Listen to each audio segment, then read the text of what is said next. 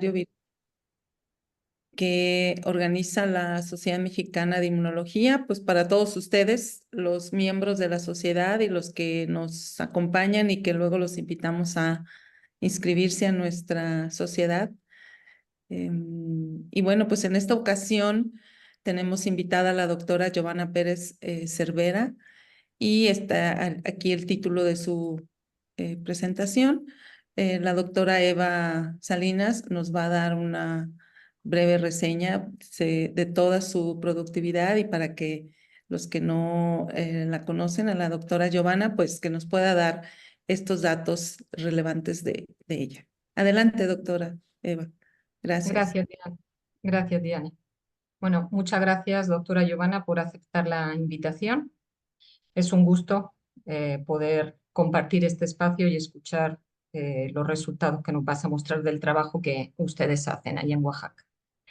Voy a darles una pequeña reseña de la trayectoria académica y en investigación de la doctora Giovanna Pérez. Ella es licenciada tecnóloga química y licenciada en química por la Universidad del Valle de Cali, en Colombia. Durante 5 años, después de su licenciatura, trabajó como asistente de investigación en la unidad inmunoquímica del Centro Internacional de Vacunas en el Instituto de Inmunología de la Universidad del Valle. Realizó su maestría en ciencias en el Instituto de Química de la UNAM y posteriormente un doctorado en Ciencias de la Vida y Salud en la Universidad de Lille I, en Lille, Francia.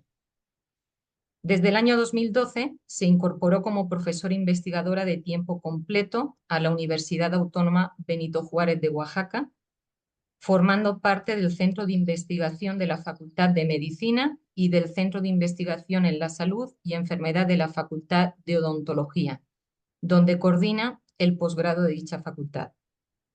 Es miembro del Sistema Nacional de Investigadores Nivel 1, ha publicado 24 artículos científicos y ha graduado a 17 alumnos de licenciatura, a 15, alumnos de licenciatura, 17 de maestría y 3 de doctorado.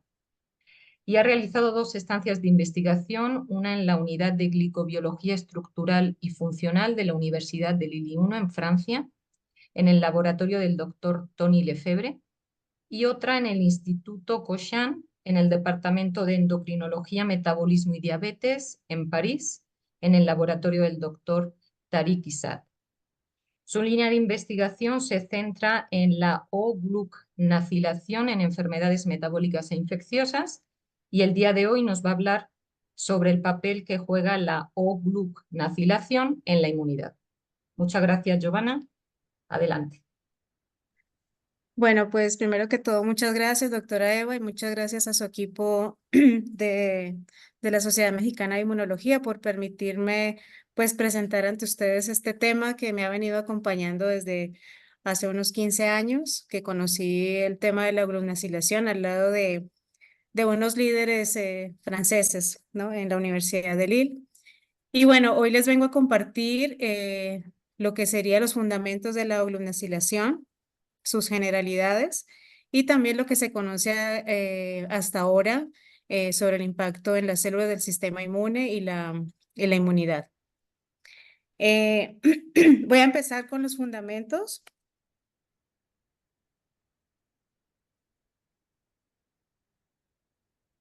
Listo. Ok. Bueno, la gluconacilación es una modificación posttraduccional. Seguramente ustedes conocen muchas modificaciones posttraduccionales. La gluconacilación hace parte de las glicosilaciones. Sin embargo, es muy diferente a las glicosilaciones convencionales como la N o la O-glicosilación, dado que esta modificación posttraduccional, como ustedes lo pueden ver acá, esta modificación posttraduccional consiste en la adición de un azúcar muy pequeño, de un monosacárido que se llama N-acetilglucosamina, ¿no? Esta N-acetilglucosamina se une a las proteínas por medio de los residuos de serina y trionina, utilizando para este enlace 2 enzimas claves que se han identificado en humanos, que son la O-gluconac-transferasa y la O-gluconacasa. En este caso, la O-gluconac-transferasa se encarga de poner el residuo de N-acetilglucosamina sobre los residuos de serina y tronina y la oglunacasa se encarga de hidrolizar este residuo. Como ustedes pueden ver acá, esta doble flecha quiere decir que esta reacción es reversible, ¿no? Lo que no ocurre con las otras glicosilaciones. Quiere decir que va a depender del estímulo y del medio en el cual se encuentren estas proteínas para que se pueda dar esta modificación posttraduccional. ¿De dónde viene este residuo de N-acetilglucosamina? Como ustedes saben, la glucosa va a entrar a nuestras células, ¿no? Y la mayor parte de la glucosa que entra a nuestras células va a entrar a la glicólisis o a la vía de las pentosas. Sin embargo, desde 1984 se conoce que alrededor del 2 al 5%, aunque en realidad hace un par de años salió un artículo en donde describieron un estudio en el cual se cree que menos del 1% de la glucosa que entra a la célula se va a la ruta de las hexosaminas o a la vía de las hexosaminas. Como ustedes pueden ver acá, esta vía de las hexosaminas es alimentada también por varias vías para dar como producto UDP-GLUTNAC. UDP-GLUTNAC va a ser utilizada por esta O-GLUTNAC transferasa que va a poner aquí en el residuo de serina y tronina pues este residuo de O-GLUTNAC y la oglunacasa pues lo va a quitar, ¿no? Se han sintetizado diferentes inhibidores para estas enzimas para ver pues cuál podría ser el impacto en las funciones celulares. Este es uno de los inhibidores, el TIAMET-Y, que inhibe la oglunacasa, haciendo que aumente la oglunacilación dentro de la célula. También se han sintetizado otros inhibidores. Se han utilizado, por ejemplo, el OSMI1 para inhibir la O-GLUTNAC transferasa, también aloxan, entre otros.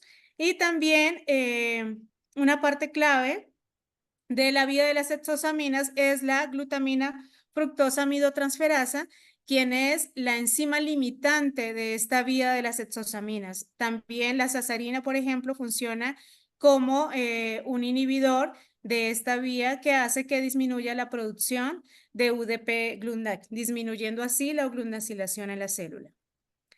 Esta modificación posttraduccional se ha encontrado en prácticamente todas las especies, desde virus hasta el humano.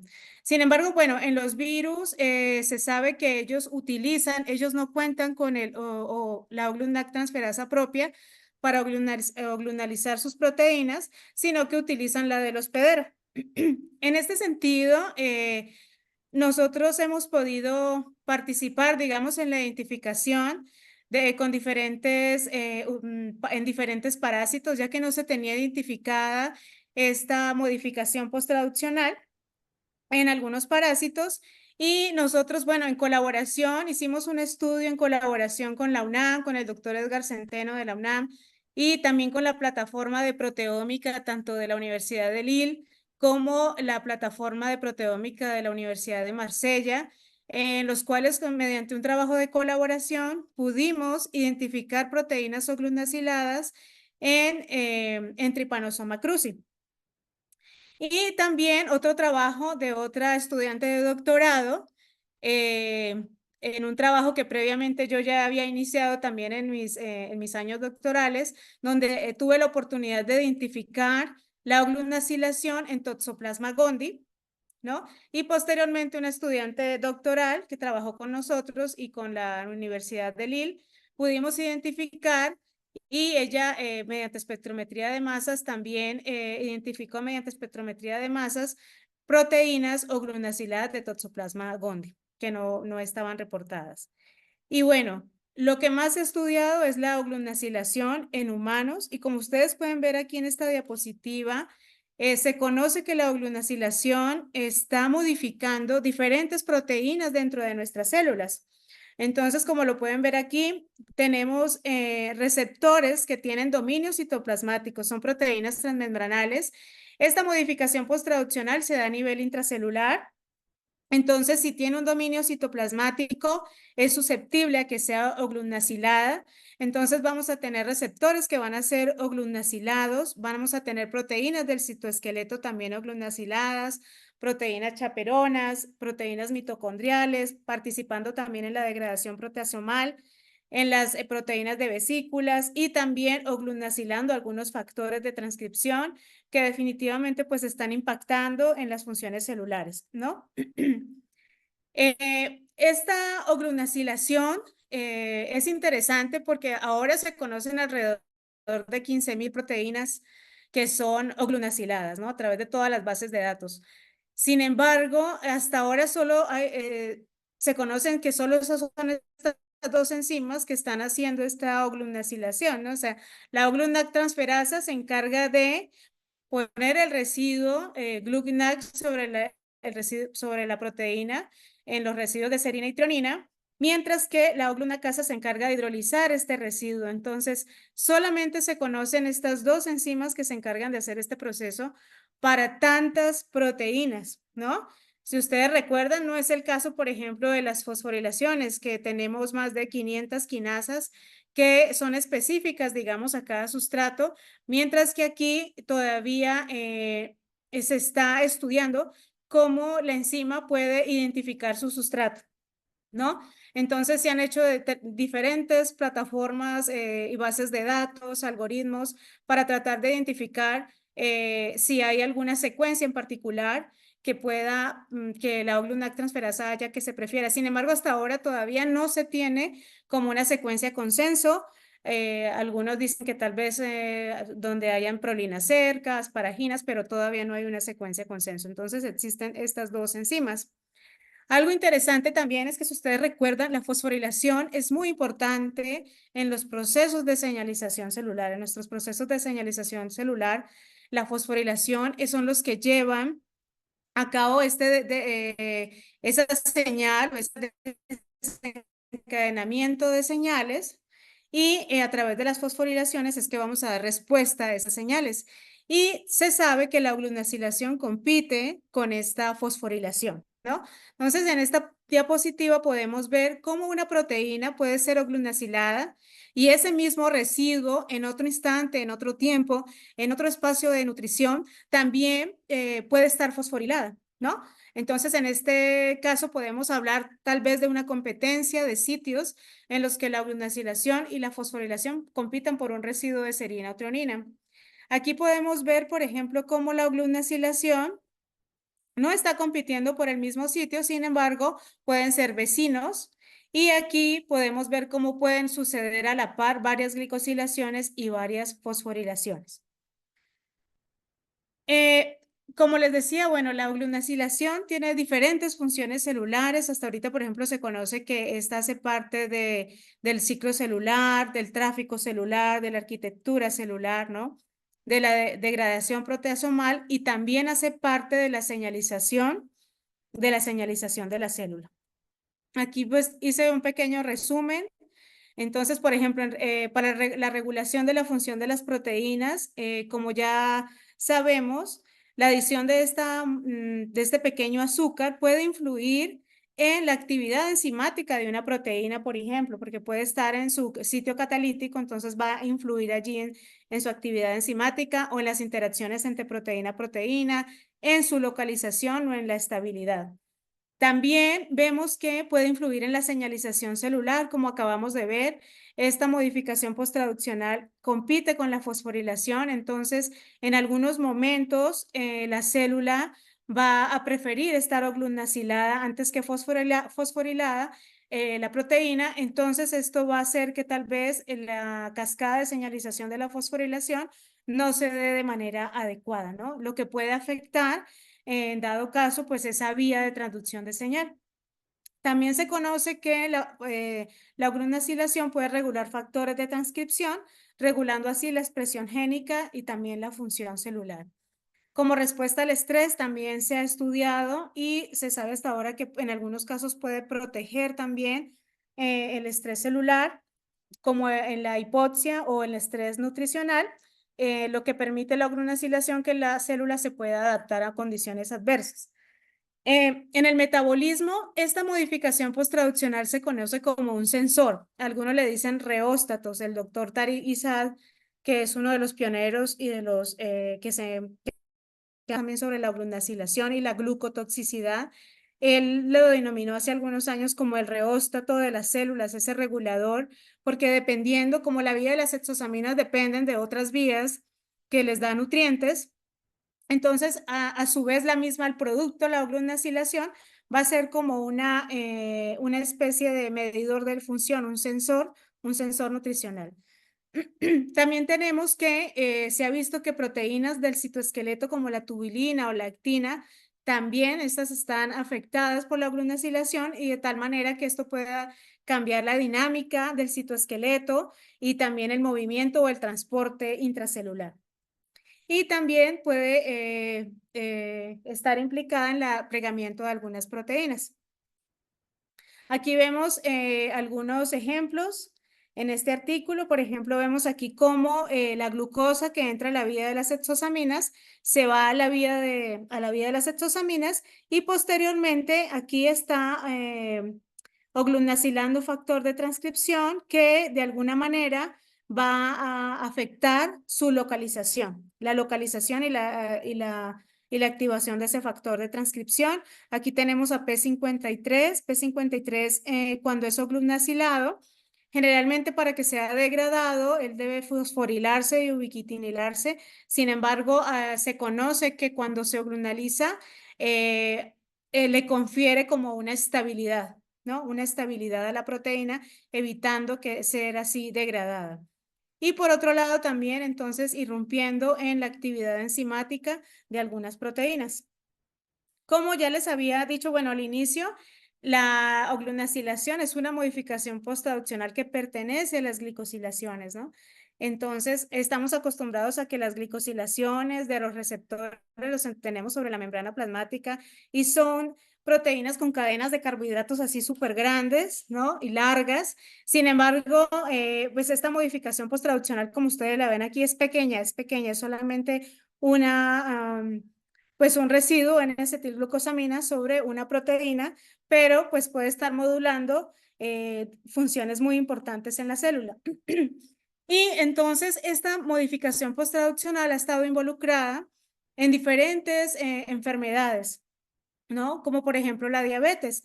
En la diabetes donde tenemos un exceso de glucosa, ¿no? Un aumento de los niveles de glucosa, se ha visto que los niveles, pues aumentan los niveles de oglunacilación y diferentes estudios han reportado que los efectos y las consecuencias pues de la diabetes, como ustedes saben, en diferentes órganos, donde se ha encontrado que los niveles de oglunacilación también están regulando lastimosamente estos procesos pues de degradación en las funciones celulares. También en el cáncer, como ustedes saben, el metabolismo de la glucosa pues está alterado y en la mayor parte de los cánceres, cuando comparan tejidos sanos con tejidos con cáncer o tejidos o células cancerosas, los niveles de oglunacilación también están en aumento, ¿no? Sin embargo, en las enfermedades neurodegenerativas se ha visto lo contrario. Se ha visto una disminución cuando se presentan como el Alzheimer o Parkinson, se ha visto que la oglunacilación se ve disminuida, lo que quiere decir que en este caso podría ser un efecto protector. La oglunacilación podría ser un efecto protector en estas patologías.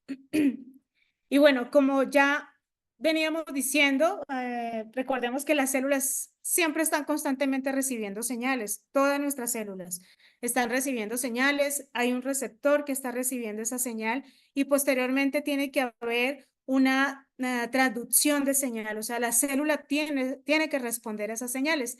Pero ¿cómo sucede esa comunicación intracelular? Para que suceda esa comunicación intracelular, pues echamos mano de las modificaciones posttraduccionales como la fosforilación o la oglunacilación de proteínas, obviamente entre otras que no vamos a comentar aquí, para posteriormente generar segundos mensajeros y donde la célula pues nos va a dar una respuesta.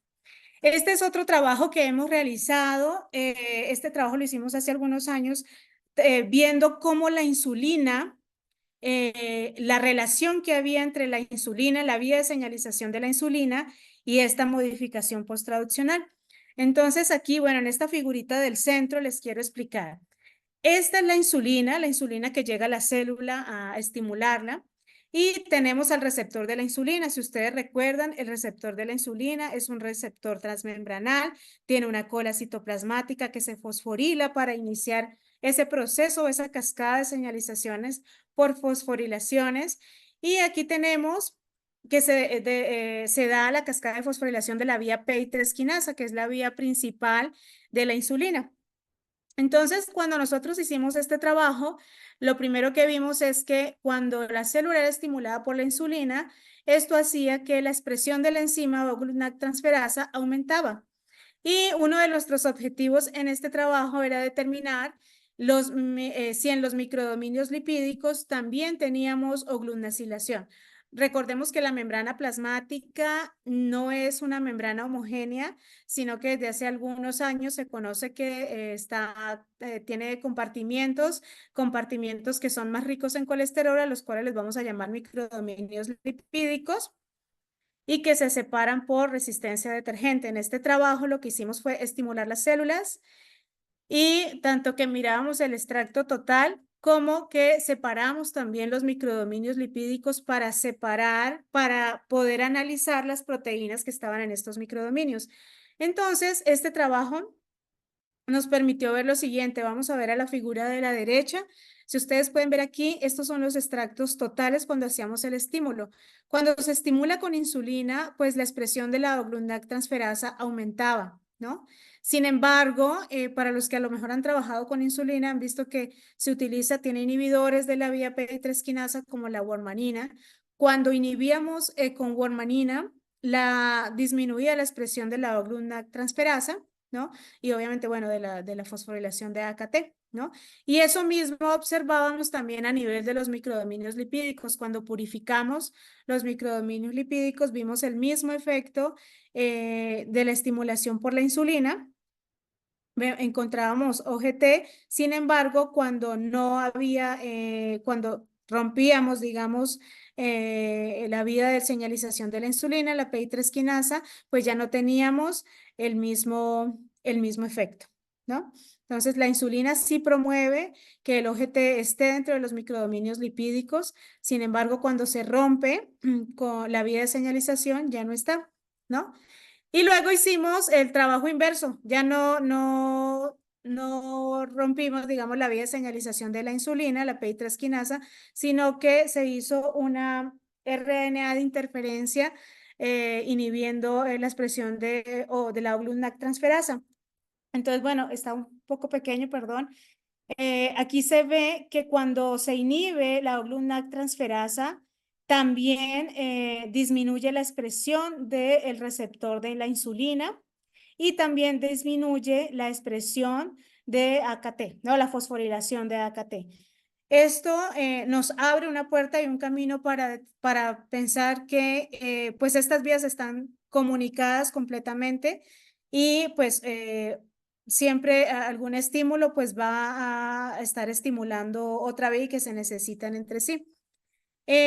Bueno, no está aquí, pero años antes de este trabajo se conoció el equipo de Seattle Young que trabaja en Nueva York, otro investigador que trabaja sobre la oglutinacilación. Él demostró que diferentes proteínas que pertenecían a la vía de señalización de la insulina de la vía PI3 quinasa estaban oglutinaciladas. Entonces, bueno, como yo les explicaba al inicio, si ustedes recuerdan, si la vía de señalización de la insulina es una cascada de fosforilaciones, entonces lo que sucede cuando yo no dejo que se haga la fosforilación porque está la oglutinacilación aumentada, por ejemplo, y en algunos casos los sitios compiten por el mismo sitio de fosforilación, entonces yo voy a impedir una buena señalización celular, ¿no? Y lo que puede dar tal vez paso a una resistencia a la insulina. Entonces, esta puede ser una de las teorías. También en las enfermedades cardiovasculares, ¿no? Dependiendo del momento en que se haga la elevación de la oglutinacilación, si es agudo o crónico, nosotros en algunos estudios se han reportado que dependiendo del modelo celular, del momento en que se haga el estímulo de esta oglutinacilación, En algunos casos, inclusive puede ser hasta benéfico y protector. En algunos casos puede ser cardioprotector. Este aumento momentáneo de oglunacilación. Sin embargo, en otros casos se ha visto que puede presentar, por ejemplo, disfunción mitocondrial en el músculo cardíaco de ratones diabéticos, o por ejemplo cuando se ha hecho sobreexpresión de la OLUNAC transferasa en ratones transgénicos, se ha visto, perdón, que hay falla al corazón y también muerte repentina, ¿no? Entonces, esto en condiciones elevadas y crónicas de la oglunacilación. Entonces, estos son algunos ejemplos de cómo, dependiendo del momento, de las condiciones de la célula, en algunos casos puede ser protectora y en algunos casos pues puede ser todo lo contrario. Este artículo es del doctor Gerald Hart. El doctor Gerald Hart fue el que descubrió esta modificación posttraduccional y él aquí presenta este esquema en los que vemos como el rango de equilibrio, por decirlo así, el rango de equilibrio en donde nosotros podemos tener un flujo de nutrientes como perfecto, ¿no? Donde podamos mantener los estados de oglunacilación a nivel basal, ¿no? Y las funciones celulares, pues, sean funcionales, ¿no? De manera esperada, correcta. Sin embargo, lo que se ha visto entonces que en casos de hiperglicemia, por ejemplo, donde los aumentos de glucosa, vemos que puede competir la oglunacilación con algunos componentes de la vía de señalización celular, como lo explicaba hace un rato, como el AKT, ¿no? Fosforilando aquí el AKT. Entonces, cuando compite con el mismo residuo, vemos cómo esta fosforilación puede competir con la oglunacilación, lo que puede darse entonces en una resistencia a la insulina. Sin embargo, lo que se ha visto, por ejemplo, en la hipoglicemia, es que en la hipoglicemia aumenta, digamos, la degradación proteasomal. En caso contrario, si aumenta la oglunacilación, va a aumentar, digamos, la estabilidad de las proteínas. Y lo que se ha visto en la formación de la placa beta amiloide, como ustedes saben, esta proteína Tau, pues utiliza la fosforilación, y las fosforilaciones le permiten formar esa placa beta amiloide. Y lo que se ha visto es que la oglunacilación puede impedir de alguna manera esta formación de esta placa beta amiloide porque está rompiendo, digamos, a nivel de fosforilación de esta placa. Entonces hay muchos investigadores que están trabajando sobre esto, sintetizando nuevos inhibidores, ¿no? Específicos que a lo mejor puedan ir a romper, digamos, esta formación de la placa a través de la glicosilación. Y bueno, como estamos hablando de la implicación de la oglunacilación en la inmunidad, como ustedes saben, bueno, la respuesta inmune, ¿no? O la inmunidad es aquella reacción frente a esas sustancias extrañas, ¿no? Nuestras células están respondiendo constantemente frente a diferentes sustancias extrañas que pueden ser microorganismos o macromoléculas. Y para esto, pues nosotros contamos con un sistema inmune en el cual van a haber células y moléculas que son responsables de esa inmunidad, ¿no? Y que gracias a ellas, pues nosotros podemos tener una respuesta inmune y esa respuesta inmune va a ser coordinada y colectiva de todos los integrantes de nuestro sistema inmunológico frente a esa sustancia extraña con la cual nos vamos a enfrentar, ¿no? Entonces, nuestro sistema inmune, gracias a él, pues nosotros podemos mantenernos saludables, ¿no? A pesar de todas las agresiones y variaciones del medio exterior.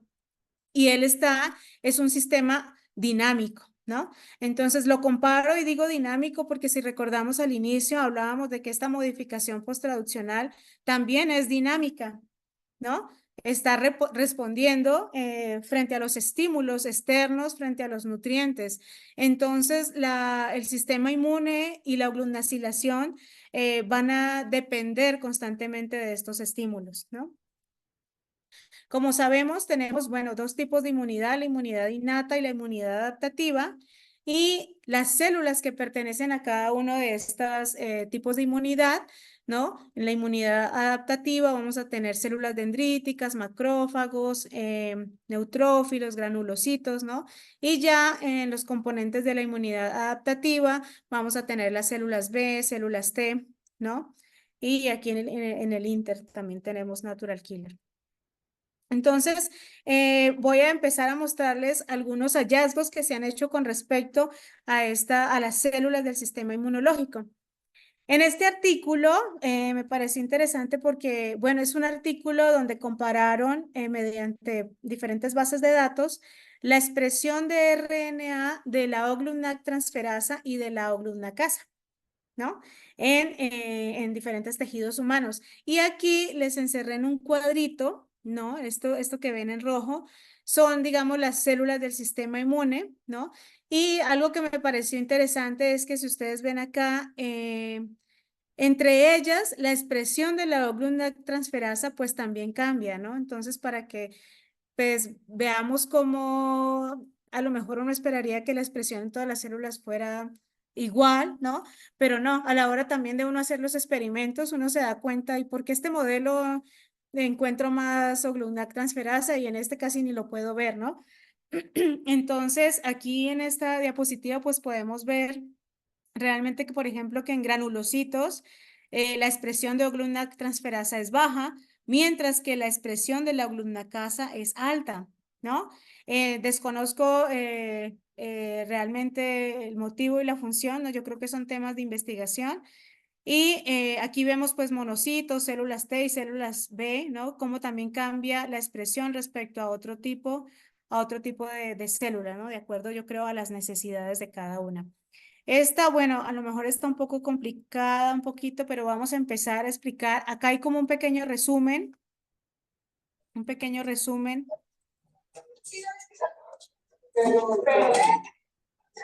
Creo que lo paré, ¿verdad? ¿Sí estoy compartiendo? Sí, Sí, sí. doctora. ¿Sí? Sí, solo falta que proyectes. Estás, Ah, sí, lo que pasa es que me devolví. Perdón. y ponerlo en presentación, ¿Ya se ve? ¿ya?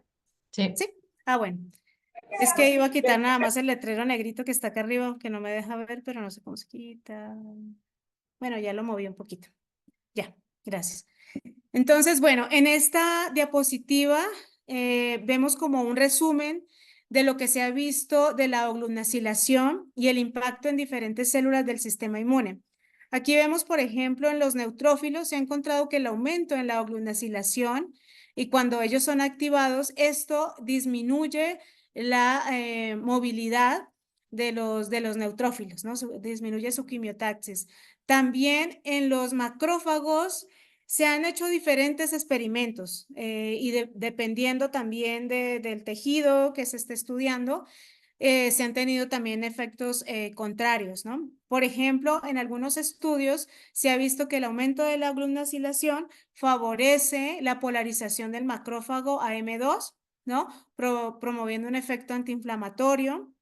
También en los macrófagos, en otros experimentos se ha visto que en la familia del factor nuclear Kb, por ejemplo, cuando se oglunacila el P65, esto hace que haya una disminución de las citocinas preinflamatorias. Sin embargo, cuando se oglunaliza P50, hay una aumentación de la expresión de INUS, ¿no? También se han estudiado otros factores de transcripción como STAC3, en donde se ha visto que la oglunacinación en el residuo 717 hace que disminuya considerablemente la expresión de la interleucina 10, ¿no? Haciendo todavía, digamos, exacerbando todavía pues esta función inflamatoria del STAT3. Y en las células NK se ha visto a nivel global que cuando hay un aumento de la glunacilación a nivel global, esto hace que disminuya la citotoxicidad de estas células, ¿no? Asimismo, se ha visto que el reconocimiento disminuye también el reconocimiento por las células infectadas por virus. En las células B y en las células T tenemos también, se han hecho diferentes trabajos en los que se ha visto que es indispensable, por ejemplo, en las células T, en la activación de las células T hay una activación de diferentes factores nucleares que a su vez activan la expresión de diferentes interleucinas. Sin embargo, por ejemplo, en las células T se ha visto que cuando que la oglunacilación puede disminuir la expresión de diferentes poblaciones de células T, ¿no? Asimismo, en las células B se ha visto que es necesaria que se activa la oglunacilación cuando se activa el linfocito, la célula B. Hay una activación también y una proliferación de estas células, aumentando también los niveles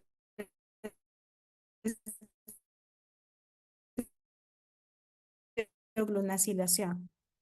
Aquí es como lo que vimos anteriormente, es como otro resumen, donde diferentes experimentos han demostrado que estas enzimas son importantes para la regulación, por ejemplo, de los transportadores de nutrientes, de la expresión genética de los transportadores de nutrientes que alimentan la vida de las exosaminas, ¿no?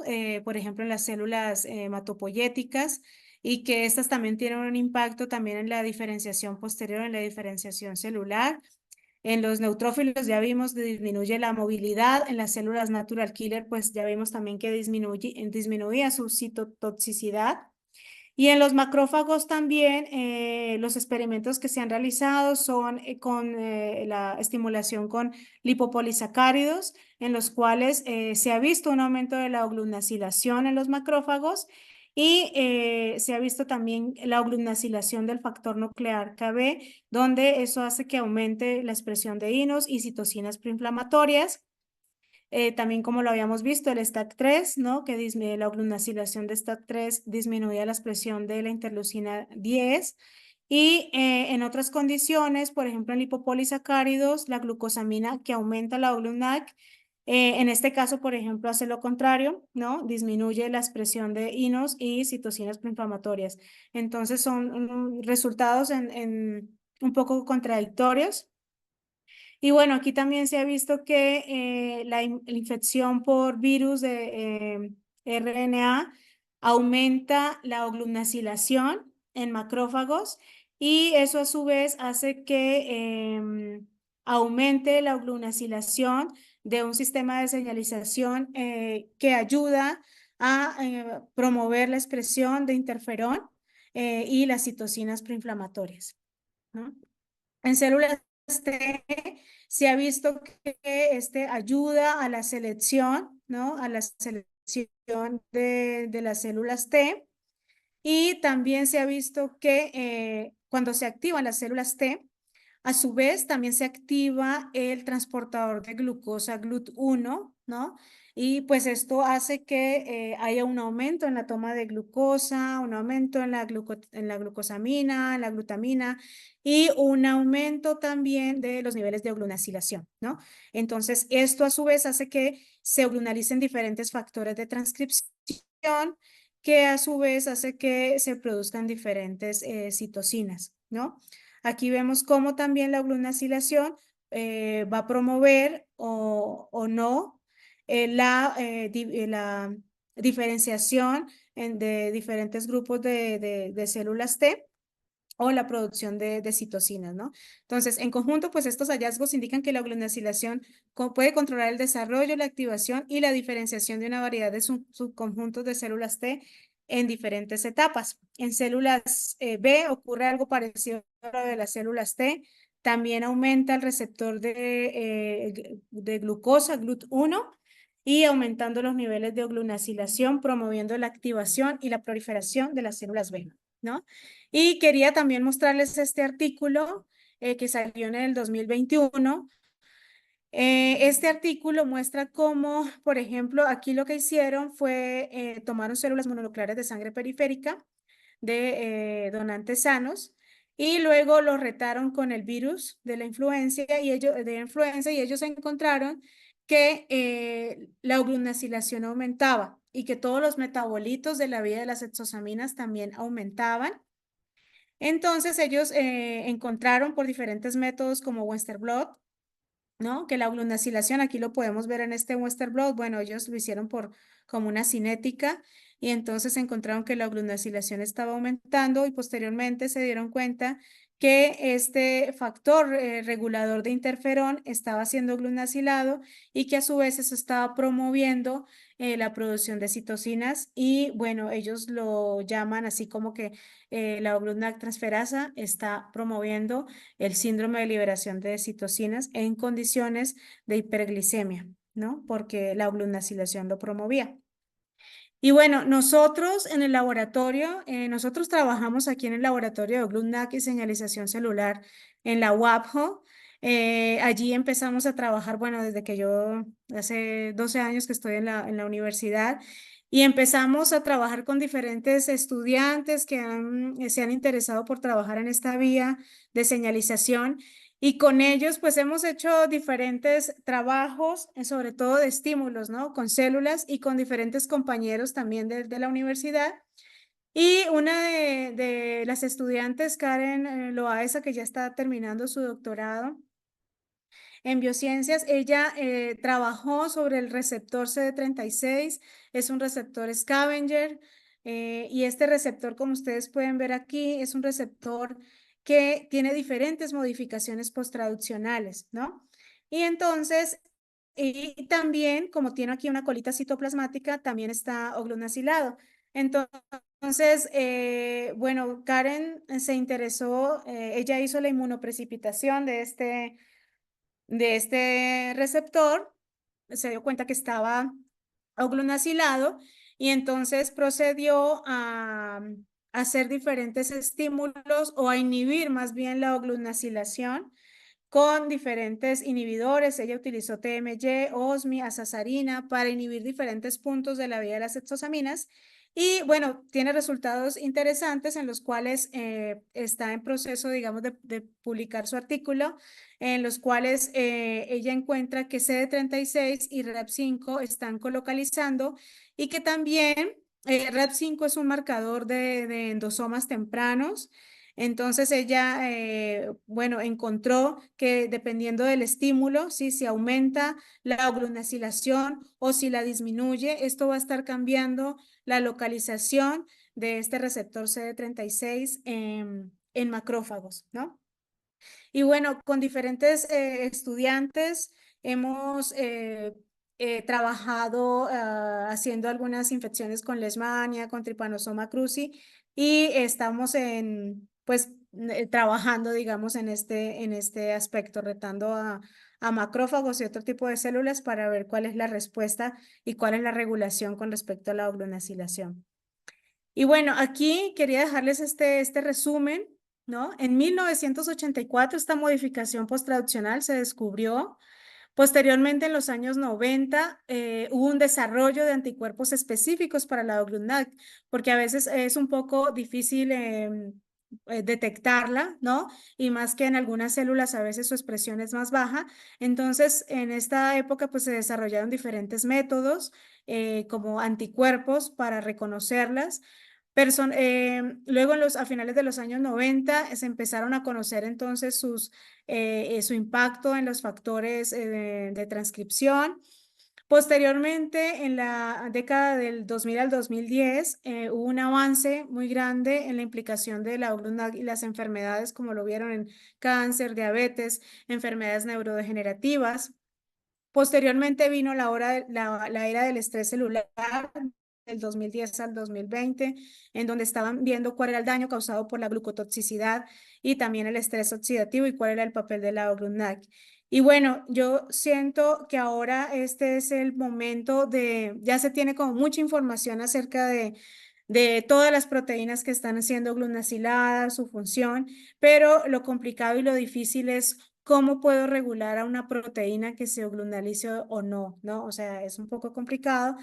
Entonces, pero ya hay muchos trabajos también, muchos acercamientos en donde diferentes grupos de investigación están haciendo un desarrollo de inhibidores específicos que no solamente pueden regular las enzimas de la oglunacilación, sino a lo mejor la proteína que yo quiero de alguna manera modificar o impedir estéricamente tal vez para que no se oglunalice y entonces disminuir su función, ¿no? Entonces, este artículo me pareció interesante también para el que esté interesado en ver estos temas, donde se están empezando a diseñar herramientas químicas, ¿no? Síntesis de compuestos químicos que puedan, que podamos nosotros cambiar, digamos, o influenciar la forma en que las proteínas están oglunaciladas, ¿no? Obviamente esto puede cambiar los efectos conformacionales, el rol estructural que van a tener estas proteínas oglunaciladas y obviamente pues vamos a cambiar el mecanismo molecular y la función, ¿no? Y bueno, ante todo, pues quiero dar gracias pues a ustedes por haberme escuchado, a la doctora Eva, a todo su equipo de trabajo, a todas las estudiantes, a las y los estudiantes que han trabajado con nosotros, que ya pues se graduaron, ya están trabajando, algunos se fueron, algunos se quedaron estudiando, glicobiólogas, a la doctora Adriana Moreno, que participa con nosotros también en esta parte de las infecciones de Trypanosoma cruzi y Leishmania, al doctor Rafael, que nos ayuda también en esta parte de la inmunología, ¿no? A la doctora Liliana Argueta Figueroa, que nos ha apoyado muchísimo en el área de redacción, a la doctora Socorro Pina del Centro de Investigación de Medicina, al doctor Edgar Centeno, porque el doctor Edgar Centeno de la UNAM pues ha sido un apoyo muy grande en Oaxaca, ¿no? En los laboratorios y siempre pues está promoviendo diferentes eventos en los cuales podamos participar tanto los estudiantes como los maestros, a la doctora Roberta Salinas de la Universidad de Morelos también, que trabaja con nosotros, y pues al proyecto de ciencia básica, un proyecto de ciencia básica que pues gracias a él pudimos traer arriba al laboratorio, ¿no? Con algunos recursos en donde trabajamos también en la expresión de enzimas como la OGT y OGA en pacientes dislipidémicos, ¿no? Ese es nuestro reto. Y un apoyo grande a estos dos, un agradecimiento grande a Tony Lefebvre y Tarit porque siempre nos han apoyado desde lejos. Y por supuesto a la Sociedad Latinoamericana de Glicobiología también y a la Red de Glicociencia en Salud. Muchísimas gracias.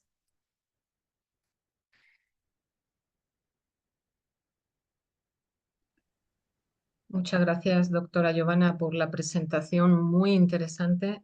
Muchísimo por hacer todavía y aparte con esta explicación que has hecho al inicio, yo creo que pues hemos aprendido mucho de algunos temas que teníamos un poquito olvidados y muchas cosas nuevas. ¿Sí?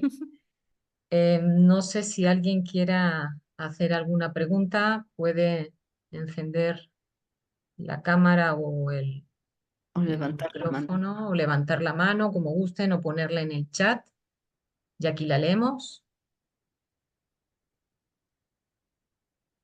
Ay, pues mientras que esto sucede, yo también quisiera felicitarla.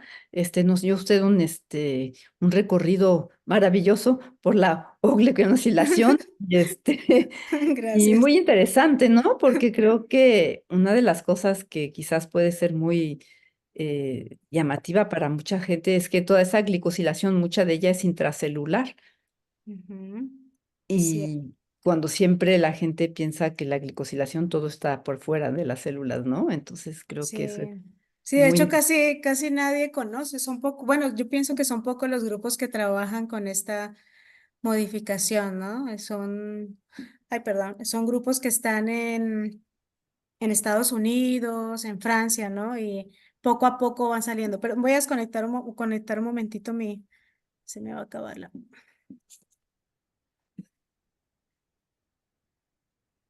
Bueno, Tenemos Hay una pregunta en el chat. adelante, Ivonne, si la quieres Bueno, leer. pues si quiero yo la leo, a ver, ya lo tengo aquí puesto. Dice, Dice, muchas gracias por la ponencia, es César Irecta. Muchas gracias por la ponencia, doctora Giovanna. Muy interesante la información que nos comparte sobre la importancia del mecanismo de la glicosilación en la actividad inmunológica y en su consideración. ¿Por qué cree que hay evidencia con resultados antagónicos? Ya que hay reportes que indican que pueden aumentar la expresión de una proteína, hay otros reportes que reportan una expresión a la baja. ¿Cree que puede deberse a un efecto respuesta? Bueno, yo Yo pienso, al inicio mostré un cuadrito también, por ejemplo, de experimentos que se habían hecho dependiendo del experimento y del momento, ¿no? Por ejemplo, en algunos casos, dependiendo cuánto dura el estímulo, cuánto tiempo aumenta la oglunacilación, no es lo mismo una hora, no es lo mismo a varios días, ¿no? O no es lo mismo tratar de crear un ratón diabético, ¿no? Entonces, dependiendo del tiempo, bueno, lo digo por lo que se ha visto en otros modelos, ¿no? Y extrapolándolo a estos macrófagos sobre todo, cuando veíamos que en algunos casos, por ejemplo, el lipopolisacárido aumenta la oglunacilación, ¿no? Y aumenta, digamos, la producción de citocinas inflamatorias. Sin embargo, en otra condición, a lo mejor retan igual con lipopolisacárido, hay un aumento de la glicosilación, pero además aumentan, ponen glucosamina, ¿no? Entonces, eso hace que el aumento de la oglunacilación sea mucho más alto. Y como decíamos al inicio, la oglunacilación viene siendo como un reostato, como un regulador. Entonces, la verdad es que estamos como en un rango que no podemos ver. O sea, hasta qué momento yo puedo decir estos niveles ya son los correctos de glucosa y de nutrientes, pero si me paso para acá, ya la célula va a revertir ese proceso, ¿no? Y va a tener un efecto protector, por ejemplo, ¿no? Entonces, yo pienso también pues que depende en algunos casos del tipo celular, no todos los tipos de macrófagos responden de una manera, de la misma manera, ¿no? Porque tienen necesidades y funciones diferentes, sus proteínas son reguladas de otra manera.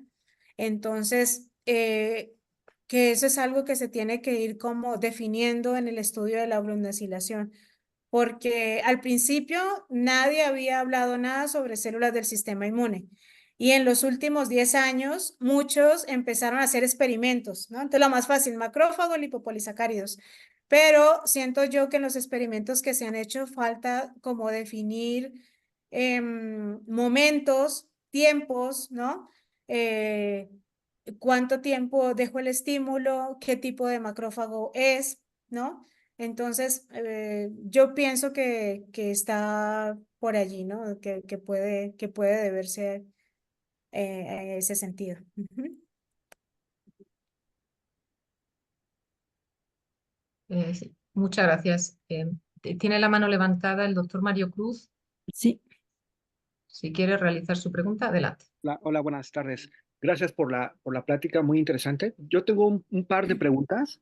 La primera es un poco tratando de entender esta eh, función de la columnacilación, que obviamente parece ser muy compleja, pero si nos limitamos a compararla, hablaba de un papel antagónico con eventos de fosforilación en serinas, ¿verdad?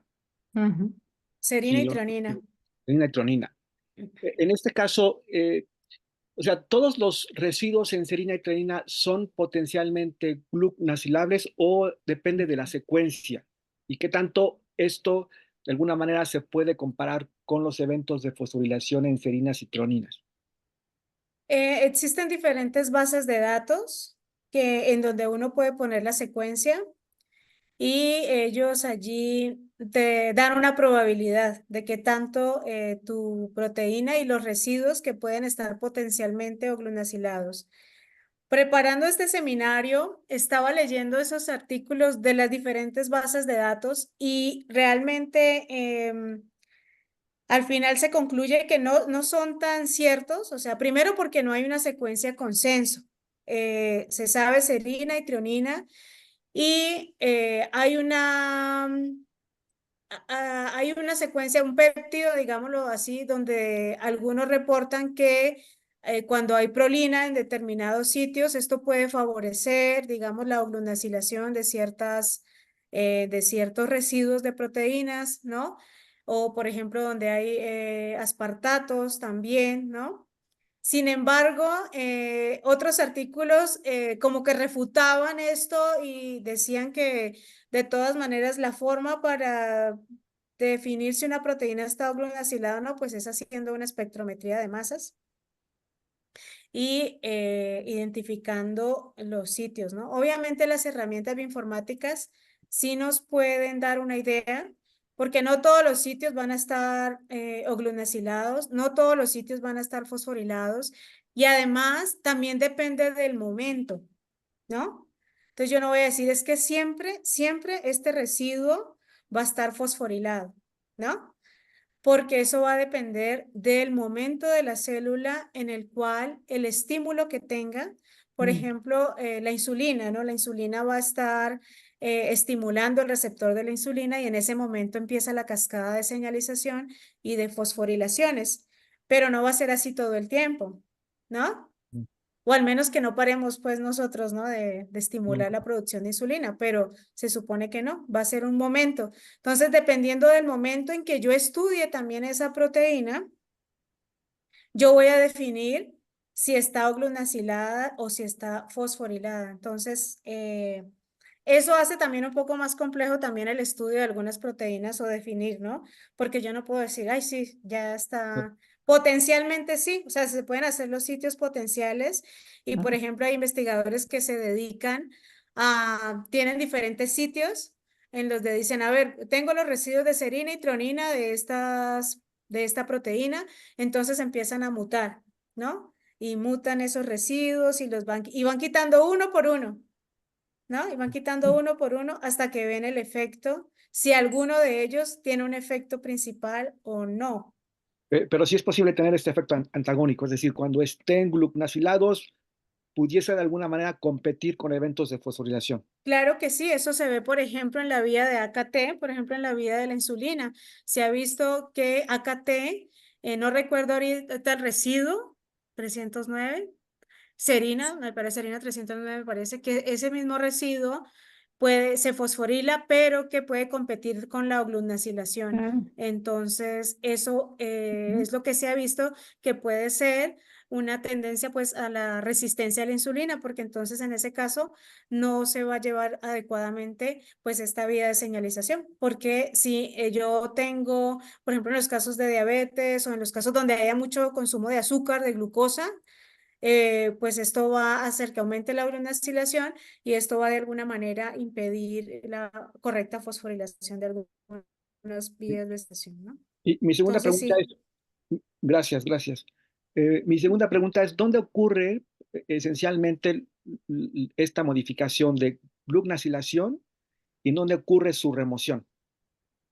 Para un poco, digamos, ubicarla espacialmente y tratar de entender esta dinámica o esta relación dinámica con la fosforilación. Bueno, en la proteína, pues ya sabemos que es en los residuos de serina y tronina, ¿no? Pero dentro de la célula, o sea, ¿en qué compartimiento celular es básicamente? Se da a nivel del núcleo, a nivel del citoplasma. Se han encontrado proteínas oglunaciladas a nivel de la membrana plasmática y también en la mitocondria.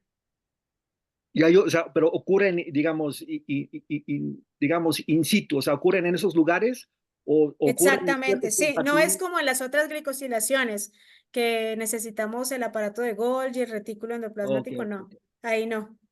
Esto se puede dar así como la fosforilación, ok, ¿no? ok, ok. Ahí en medio, Bien, sí. está padre. Está, o sea, está mucho más distribuida celularmente. Exacto. Exactamente. Ok, ok, eso es lo importante saber. Ok, muchas gracias, ¿eh? Gracias a usted, gracias. Julián Grandvallet, también tiene su mano levantada. Sí, gracias. La doctora Claudia había preguntado primero. Ah, Entonces, perdón, pues adelante, doctora. Es que sale. Buenas tardes. Bueno, no soy doctora, pero muchas gracias.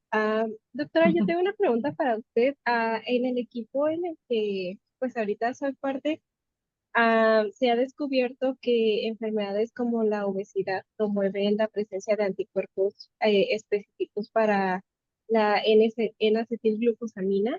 Entonces, bueno, viendo todo lo que usted nos presentó de bueno, lo que se ve regulado de forma positiva y negativa cuando hay un aumento o decremento de esta molécula, ¿qué consideraría usted que podría verse principalmente impactado con la presencia de estos anticuerpos? Bueno, yo pienso que a lo mejor la N-acetilglucosamina de la cual tú hablas viene siendo la que está presente a nivel de la membrana plasmática, ¿no? Los anticuerpos se están reconociendo, porque acuérdate que hay diferentes tipos de glicosilaciones, ¿no? Tenemos la N-glicosilación, la O-glicosilación y tenemos la O-glucosilación. Esta modificación posttraduccional es a nivel de intracelular, ¿no? Y bueno, no sé porque desconozco un poco lo que estás diciendo, pero si el anticuerpo está reconociendo, seguramente está reconociendo receptores de la membrana, ¿verdad? Bueno, es que lo que se hizo para su Entonces, detección, ay, ese residuo de sí, perdón, no, que los residuos de N-acetilglucosamina, porque sí puedo encontrar GlutNAC en los diferentes receptores que están sobre la membrana plasmática, ¿no? Porque son parte de las cadenas elongadas de otros glicoproteínas que se encuentran en la membrana. Entonces, yo pienso que a lo mejor lo que están reconociendo tus anticuerpos es esa N-acetilglucosamina de los receptores de algunos grupos celulares, ¿no? ah, Que bueno, lo que se hizo fue una prueba ELISA, entonces pues el de la glucosamina no estaba en membrana celular porque no se trabajó con células, entonces pues no sé. ¿Pero hiciste lisado? No, o sea, se compró el reactivo y se hizo el ELISA con este reactivo, o sea, para Y, sensibilizar las por placas. ejemplo, esos anticuerpos no puedes hacer como una inmunofluorescencia para ver qué está reconociendo, si está reconociendo algo de la membrana o algo a nivel intracelular, porque así te darías cuenta, ¿no? A dónde se hace el reconocimiento, ¿no? Ok, Hola, Entonces, a buenas lo mejor. tardes. Perdón, soy la doctora Marion, soy la supervisora de Claudia. Muchísimas gracias, Claudia, por preguntar.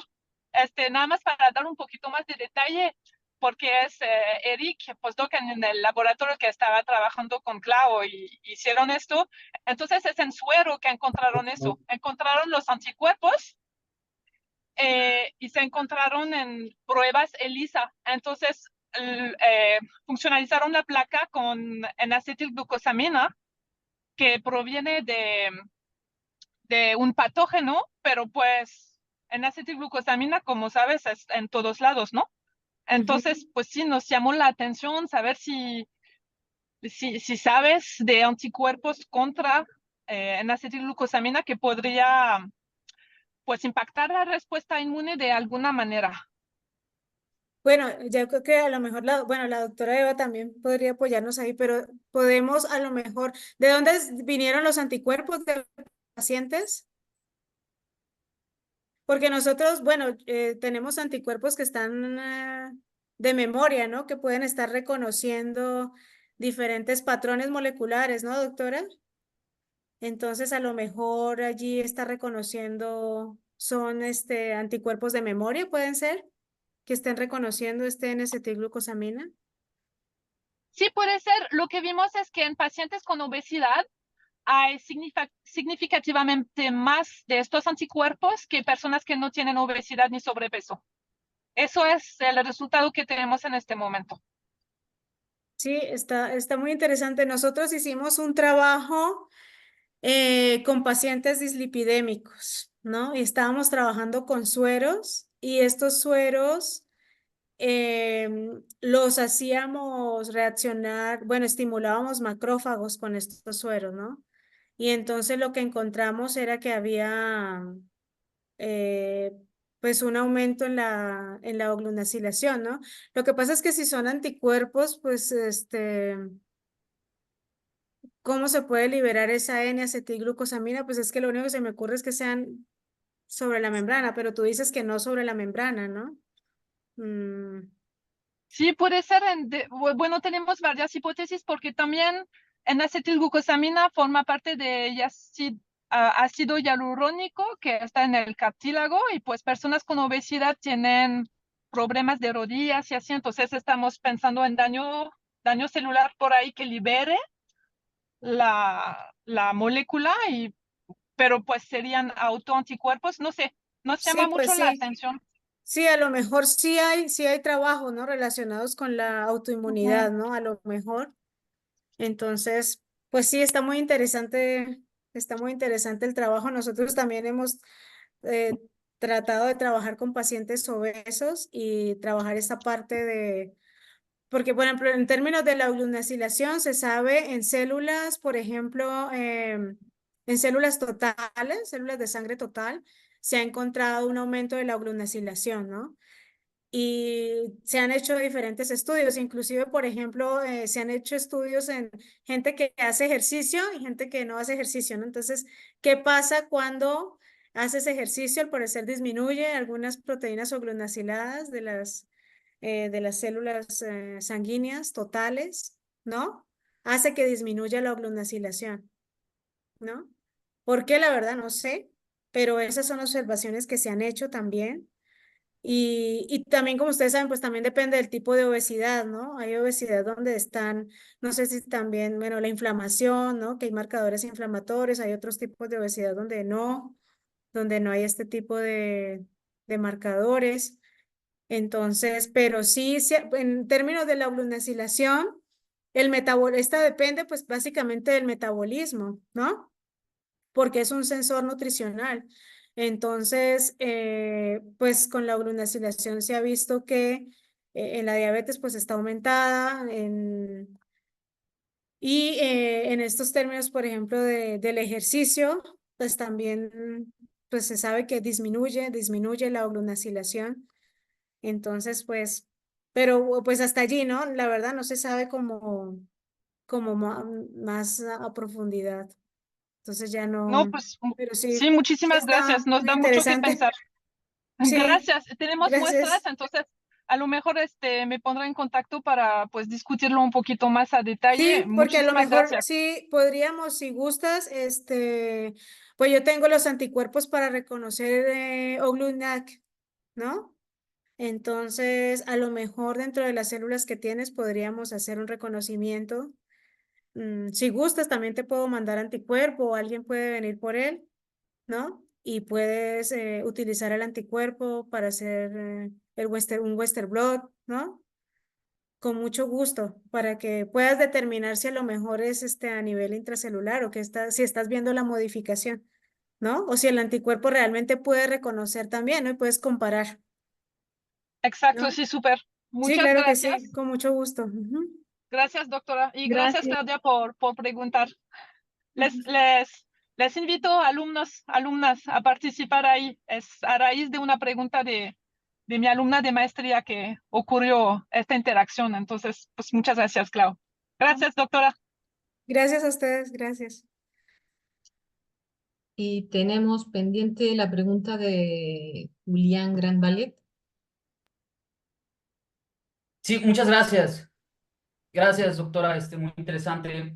Mi pregunta es, al ser solamente dos proteínas involucradas en este proceso tan crucial, ¿qué tan conservadas están en la naturaleza estas proteínas? Y la pregunta a consecuencia sería, ¿qué tan letales son las mutaciones en estas proteínas para la viabilidad celular? Bueno, está altamente conservada las dos enzimas. Y los experimentos que se han hecho, por ejemplo, en ratones knockout, por ejemplo, en OGT, se ha visto que a nivel neonatal o perinatal, pues es la muerte, ¿no? En ratones, ¿no? Tanto de OGT como de OGA. Entonces, por esa razón ya se ha visto que son indispensables para la vida, ¿no? Porque ya se han hecho experimentos en estos modelos y entonces por eso, bueno, para poder, digamos, regular esta modificación, pues no lo podríamos hacer evitando estas dos enzimas porque ya vemos que son pues necesarias para la vida, entonces no podría ser el mecanismo, ¿no? Por el cual, porque sí son indispensables. Ujú. Muchas gracias. ¿Hay alguna otra pregunta?